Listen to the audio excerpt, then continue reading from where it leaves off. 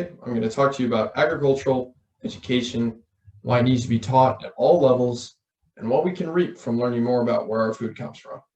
To begin with, I'd like to start off with two very simple photos.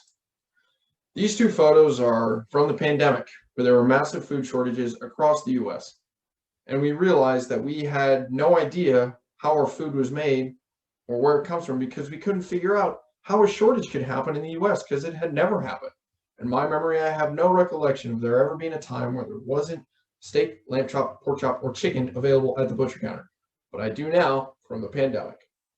And this serves to highlight a massive issue that we have in our education system, is that nobody knew why it takes so long for food to get from the butchery or the butchers to the supermarket. Nobody understood why the green beans weren't just instantly replenished the next day. Nobody understood how any of those systems worked. And that's why we need to teach more about agricultural systems, more about farming. That is our primary purpose with this. Without it, another one of these situations can arise, and its consequences can be far longer lasting than simple flour rationing. And to do this, first, we need to break it down into a couple parts: how we can implement it, why we need to teach it, and also what are the benefits that we are going to see from learning more about how our food is made and where it comes from. To begin with, let's go into how it can be implemented. Now, Katie Zelichowski of the Farm Progress Organization puts it rather simply. There is a problem that there is a lack of farmer educated educators where they don't actually understand the subjects. And part of this problem is also realized by the California County of San Luis Obispo city councilman, realizing that nobody there knows anything about farming. They are in one of the largest farming counties of California. There's no ag classes there.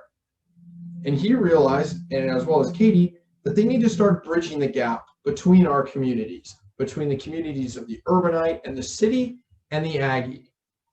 And this kind of serves to solve one of the problems of the lack of information, the lack of knowledge transfer from one end to the other.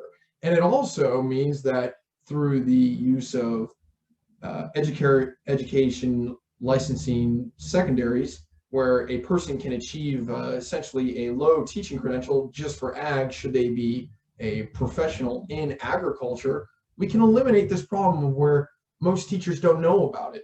This can be one of the first steps.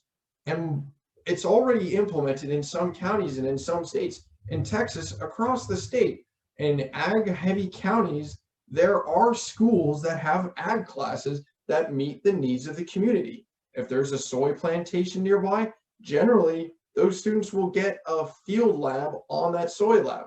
It goes the same if there's a large beef cattle ranch. Those students will get to learn about the beef industry. They meet the needs of the community, and the community meets their needs, and altogether it forms a more well-rounded group. The resilient educator puts it rather succinctly with a very small story about an educator in Honolulu who made his entire ninth grade class do a project that encompassed mathematics, social science, and biology all in one to further the goals of Honolulu agricultural industries, to make them more independent and less dependent on exports. And it was a year-long project, and it succeeded wonderfully in interesting children in a subject that they had no idea existed before. And this serves to keep us somewhat balanced.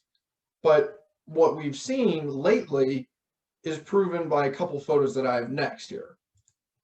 The two protests. Sheep suffer for wool. Number one, this would be true if sheep indeed suffered for wool, but the problem is sheep actually need to be shorn. They can't exist without human intervention. They would simply overheat and die. Well, people don't know that because they've never actually learned about sheep before. Sheep don't exist in the wild with these massive woolly coats. If we don't shear them, they actually overheat and get fungus infections and die. They would have known that, however, had they learned. Another one, meat is murder, go vegan. Well, there's somewhat of a irrational look to this protest. And though some people do go through with the idea that meat is in fact a non-natural source of protein is another thing.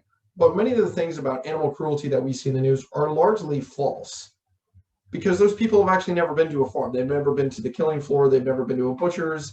They actually don't know the treatment of animals. And the FDA is pretty sure of how it needs to maintain those farms. And another one is that people just simply don't know the value that they can receive from these incredible professions. Veterinarians earn $40.51 an hour. That is no laughing wage for anybody. That is something that you can easily live off of in today's society, and especially in relation to the job shortage that we are seeing today. And another problem that we are also encountering is that uninformed consumers are now becoming uninformed educators. And this wouldn't necessarily be a problem, but it has with one particular lawmaker. Alexandria Ocasio-Cortez in her Green New Deal outlined several things that were against the ag industry, specifically for cow methane production in terms of greenhouse gases. But that's, as I mentioned in another presentation, a clever deflection, as is said by Professor David Mitlerner. Fossil fuel transports are 3/4, whereas greenhouse gas emissions are about 2.6 from the whole of the ag industry, which means if you had 100% of the people go vegan in the US, you would only reduce emissions by 2.6%. It's not really based in fact, but it is a talking point. It's a soundbite, and it makes people worried, and it makes people somewhat irrational in their responses to the industry. And this is actually hurting it because now they put these unrealistic constraints on it. And this creates more problems down the road where farmers are now no longer able to meet demand due to these unrealistic problems that they have to solve in regards to emissions and specific environmental controls that they had already been meeting. These are things that people just don't know about. And once we do start teaching about it, they will have a basic understanding of where their food comes from, how it's made. But what are some of the knee-jerk reactions that we're going to get in terms of benefits? Some of them are pretty simple, and I like to detail a couple shortly here. One of the ones is a pretty famous story. In Canada, they've included greenhouse farming on top of cities.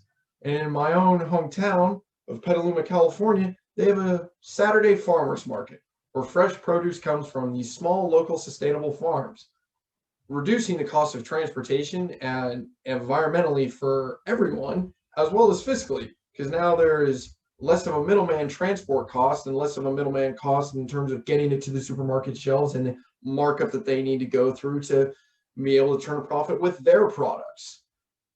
These are things that we can benefit quite simply from. And also in terms of the broadened pool of knowledge that we will get from the increased amount of educators and increased amount of students, more scientists will be able to create more innovative solutions for this problem that we have been engaging for the past several years now. And if we're being honest with ourselves, it will actually increase the quality of food that we get through basic, simple improvements that we haven't thought of yet. It's a rather simple problem with a rather simple solution. Through the implementation of more agricultural education, we can actually improve our quality of life and improve our systems that we have in place now without harming the industry. We won't harm greenhouse gas emissions by teaching more about agricultural education because people will actually have an understanding of why it's made the way it is. And if they do have a solution, they can figure it out.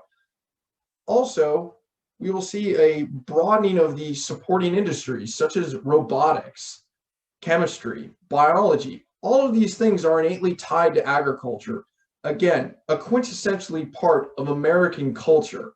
And through this, we can see more benefits to our lifestyles, and we will be able to live a fuller, healthier life based on the increases that we get in these nutrients that we are able to receive from our ag industry.